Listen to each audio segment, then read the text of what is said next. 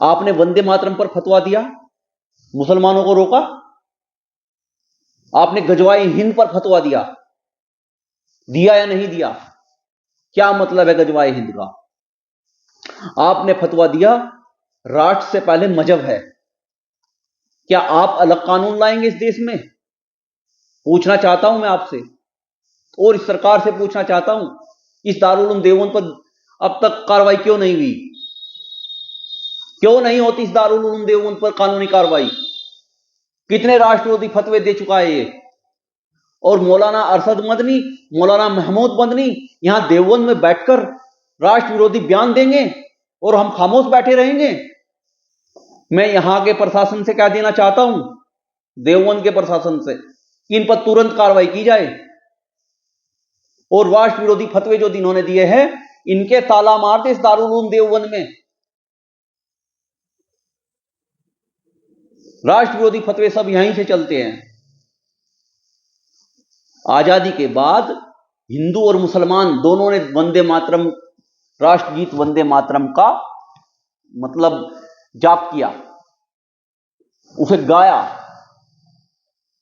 लेकिन जब से इस दारुल उलूम देवबंद ने वंदे मातरम पर फतवा दिया है, एक भी मुसलमान वंदे मातरम नहीं बोलता है।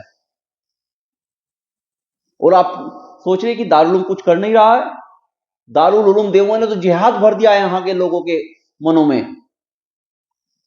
वो रोकता है, वो मुसलमानों को रोकता है कि वंदे मातरम मत बोलो। वो मुसलमानों को रोकता है भारत माता की जय मत बोलो। वो मुसलमानों को कहता है कि तुम्हारे लिए राष्ट्र बाद में है, पहले मजहब है। वो गजवाए हिंद पर फतवा देता है, वो गजवाए हिंद करवाना चाहता है।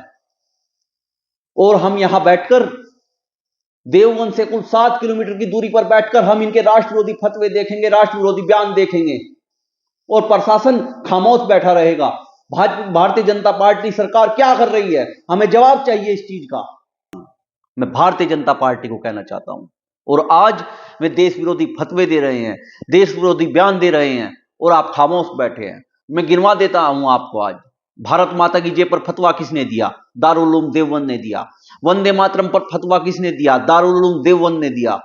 राष्ट्र से पहले मजहब पर फतवा किसने दिया? दारुल उलूम देवबंद ने दिया। जिहाद पर फतवा किसने दिया? दारुल उलूम देवबंद ने दिया।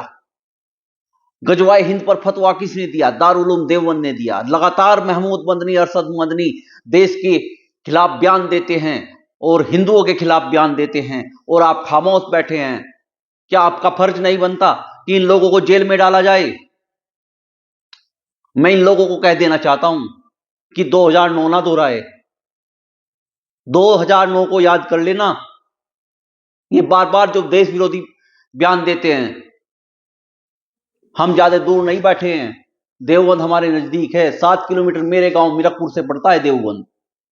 आप देवबंद में बैठकर देश के खिलाफ बयान दोगे, आप देश विरोधी फतवे दोगे और हम सुनेंगे। दारुल उलूम देवबंद के मुलामाओं को मैं कह देना चाहता हूं कि हमारी पथिक जनशक्ति पार्टी आपके इन सारे देश विरोधी फतवों पर का विरोध करती है और आपके खिलाफ कानूनी कार्रवाई करेगी। आपके खिलाफ कानूनी कार्रवाई होनी चाहिए। मौलानाओं के खिलाफ कानूनी कार्रवाई होनी चाहिए। यहां देवबंद में बैठकर तुम देश विरोधी फतवे देते हो, तुम्हारे खिलाफ कानूनी कार्रवाई होनी चाहिए। यह मैं भारतीय जनता पार्टी से सवाल पूछना चाहता हूं कि आज प्रदेश में आपकी सरकार है, आप क्या कर रहे हैं? भारतीय जनता पार्टी के कार्यकर्ता क्या कर रहे हैं? ये यहीं देवबंद में बैठकर देश विरोधी फतवे दे रहे हैं, देश विरोधी बयान दे रहे हैं और आप खामोश बैठे हैं। जब इनकी सरकार होती तो हम जेल में थे, हमने जेल काटी है।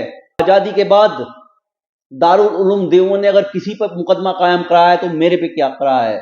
मैं मुकदमे झेल रहा हूं। लेकिन अगर हम मुकदमे झेल भी रहे हैं तो हम खामोश भी नहीं बैठेंगे। हम जिस प्रकार ये देश विरोधी फतवे दे रहे हैं इन्हें बर्दाश्त करने वाले नहीं हैं।